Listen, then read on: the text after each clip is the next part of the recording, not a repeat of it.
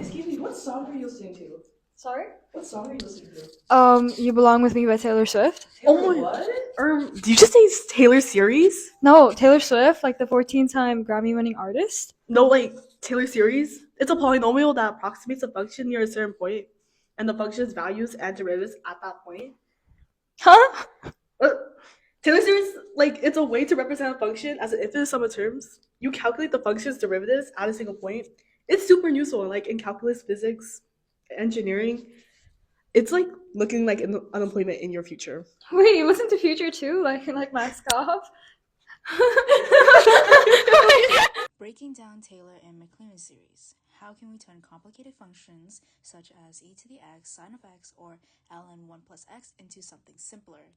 First, we have to understand power series. Power series are infinite polynomials that can help us approximate and understand functions. What does a power series look like? We can see here in this function an infinite sum of powers of x minus a, where the c sub n's are a coefficient we want to figure out. Moving on, I have an arbitrary function here that we don't know exactly what it is, but our goal is to approximate it using polynomials. We built this approximation step by step by adding more and more terms. To do this, we'll assume we can evaluate the function and all of its derivatives at 0. The function value, the first derivative, the second, the third, and so on. Let's start simple. We want to make a polynomial degree of 0. And to do this, we'll get p of x equals, f at 0, which is this point, which is simply a horizontal line. It's not great, but it matches the function at that point. Now let's make it a little bit easier by matching the slope of the function at 0, which means we include the first derivative, which is equal to p of x equals f of 0 plus f prime of 0 of x. This gives us a tangent line. It still touches the function at 0, but also follows its direction. This is already a better approximation. Now let's go further by matching the second derivative as well.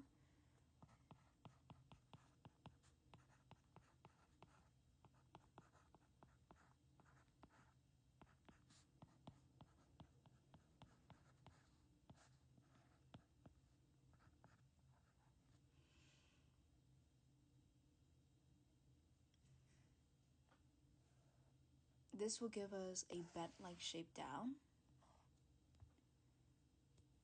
And as we keep finding, taking more term by term and taking the derivative, it will get us closer into what the function might look like in polynomial terms. Overall, if we keep adding more terms, we can make the polynomial match more and more derivatives of the function at 0.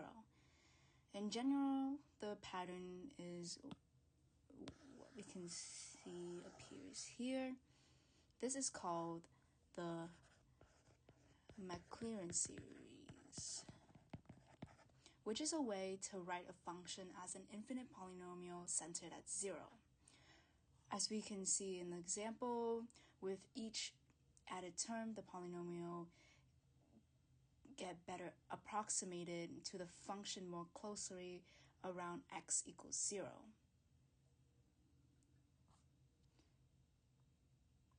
Of course, one last thing I had to mention is that Maclaurin series is just a special case of Taylor series, which let you center it at any point, not just at 0. As you can read from the definition here.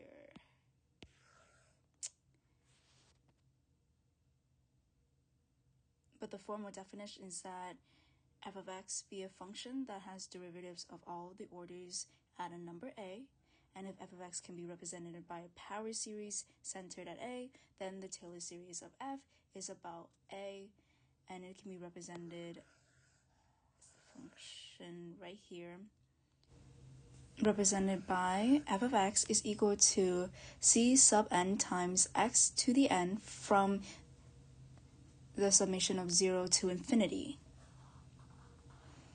And as we already discussed by the example of the Maclaurin case of Taylor series, it is centered at 0. So if we just choose that a is equal to 0, it becomes a Maclaurin series. So how do we actually start, do the proof?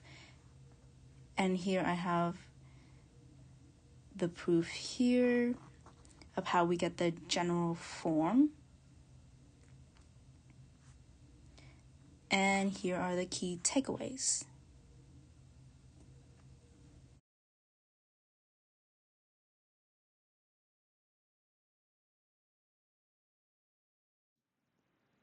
Okay, so for this example, we're just going to do a regular Taylor series problem. So our f of x is cube root 4 plus 2x. The 2, 3x that we have right here just tells us that we're going to find the third degree Taylor polynomial at a equals 2. The formula that I already have written down goes up to the third derivative because, like I said, we will only be finding the third degree Taylor polynomial. And this formula will be used in all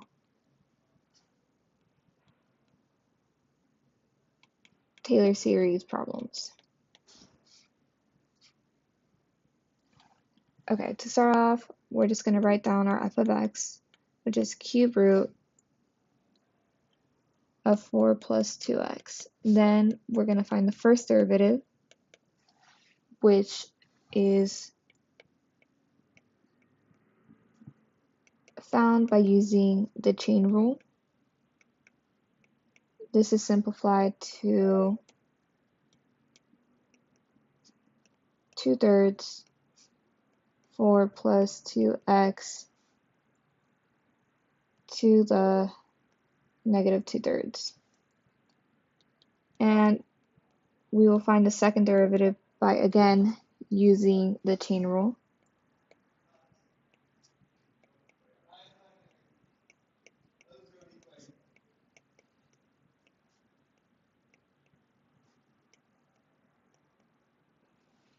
And this is simplified to negative 8/9 4 plus 2x to the negative 5/3. Finally, we'll find the final derivative, again using the chain rule.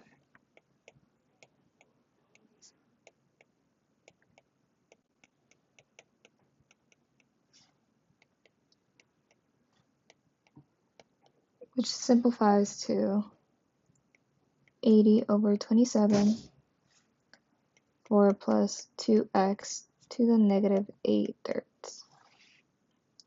Afterwards, we're going to evaluate each derivative at x equals 2.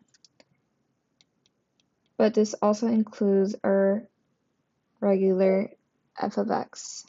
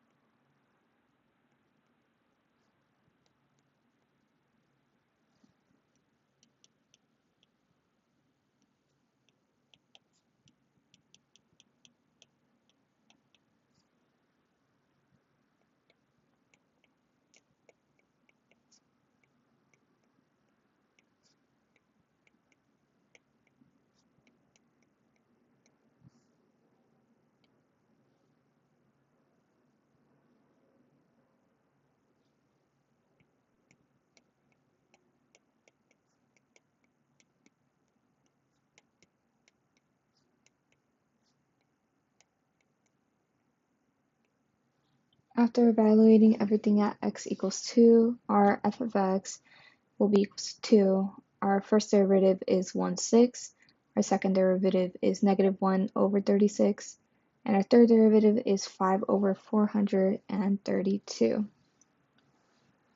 Now that we have all of our values, we will rewrite our formula by substituting the given values that we already have. So it will look as 2 plus 1 over 6 x minus 2 plus -1 over 36 over 2 x minus 2 squared plus 5 over 432 over 6 x minus 2 cubed. And we can leave it like it is right now, or you can choose to simplify it. And the simplified version would be 2 plus 1 over 6 x minus 2 minus 1 over 72 x minus 2 squared plus 5 over 2592 x minus 2 cubed. And that would be your final answer of finding the third degree polynomial for cube root of f plus 2x about a equals 2. I will be doing a Maclaurin series example. The question we have here is, if f of x is equal to 1 over the square root of x plus 1, find the second degree or term of the Maclaurin polynomial of f.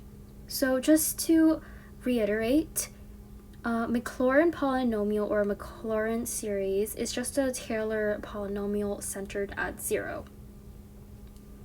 So the question is asking for the second degree or term, so let's start off by writing out the form. So we have p of x, which I will represent as the polynomial, and we have f of 0 times x to the 0th power plus f prime of 0 x to the first power plus f double prime of 0 times x to the second power over 2 factorials. And technically these previous terms are over 1 factorial and 0 factorial, but that will be 1. So now that we have the form set up, we want to find what f of 0 is. The problem gives us the information that f of x is equal to 1 over the square root of x plus 1. So to find out what f of 0 is, we can just substitute in 0 for x. So that would just equal to 1. We also need to find out what f prime of 0 is, so we can start off by rewriting f of x in a different form.